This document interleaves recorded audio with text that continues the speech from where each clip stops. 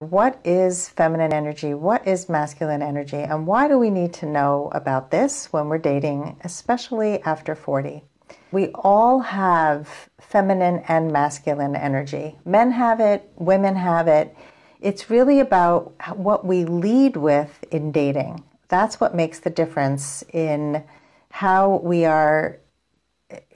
form attraction, how a man sees us, and whether he's going to be interested in us as a woman with a capital W or as a colleague or a friend. And if you want to be out of the friend zone and be seen as a woman with a capital W, then you're going to want to lead with your feminine energy. Unless you want a man who leads with his feminine energy, most women do not. Okay, so let's talk about what it is and then why we need to lead with it and how we can lead with it.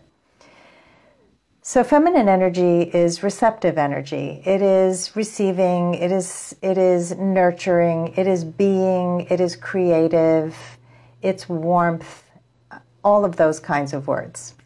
Masculine energy is doing, it's creating, achieving, it's building, it is right or wrong thinking. That is masculine energy. It's providing, protecting. Those are masculine energy qualities. We all possess both, but many of us lead with the masculine energy because that is how we were able to succeed in life. It's what made us good at work. It's what made us good parents, that we lead with this doing, taking care of things, planning. And in dating, when you lead with the doing, and the planning, and the right or wrong thinking, you actually turn off the men that you're attracted to. They don't see you as a potential partner, they see you as a colleague.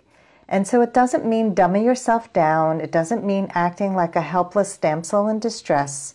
It means leading with your feminine energy traits. I used to lead with my masculine, and I still sometimes do. I led with my accomplishments. I got on a date and I would talk about all the things that I did and how hard I worked and how tough my life had been. It's not attractive in a dating situation. It's something you can definitely talk about, and it's something that you can add to the conversation.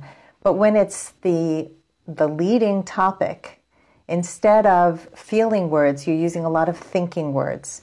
And Pat Allen, who wrote the book, Getting to I Do, she simplifies it in this way. And I like this way of differentiating masculine from feminine. So if you're in your feminine, you are a person who wants to be cherished for your feelings. If you are in your masculine, you want to be respected for your thoughts. Now that doesn't mean that you can't have both, but one of those is going to be more important to you than the other. So I want you to think about it and let me know in the comments, do you prefer to be respected for your thoughts or cherished for your feelings? If you had to choose between the two, which is more important to you? And that's really how you know if you want to lead with your feminine or your masculine. If you want to be respected for your thoughts more than cherished for your feelings, then you are probably more of a masculine energy person, and you would probably want to attract a man who is more in his feminine energy. It just has to be, there has to be polarity. There has to be one attracted to the other. So that's it in a nutshell. Like, feminine energy is receptive energy, masculine energy is more about the doing.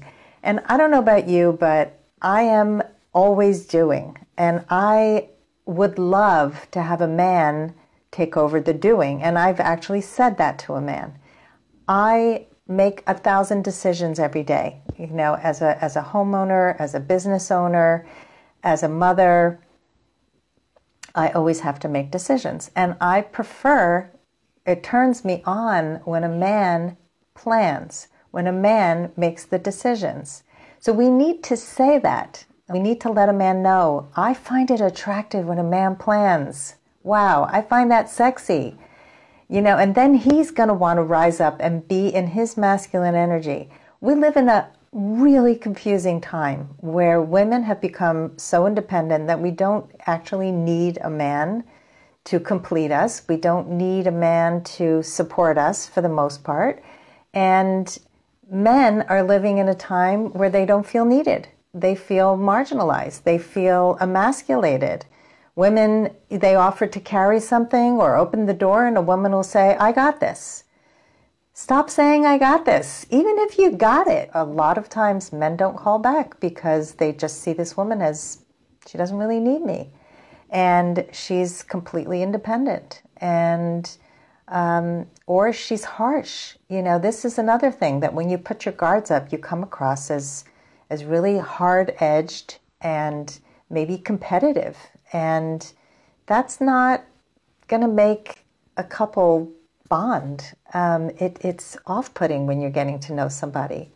So I hope this was helpful. I just really wanted to clarify the difference between feminine and masculine energy and why it's important to lead with the feminine. Not suppress your masculine energy, not suppress your accomplishments, but don't lead with them.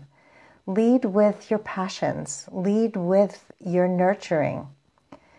Don't be bossy on a date. You know, let a man feel like a man and he'll make you feel more like a woman.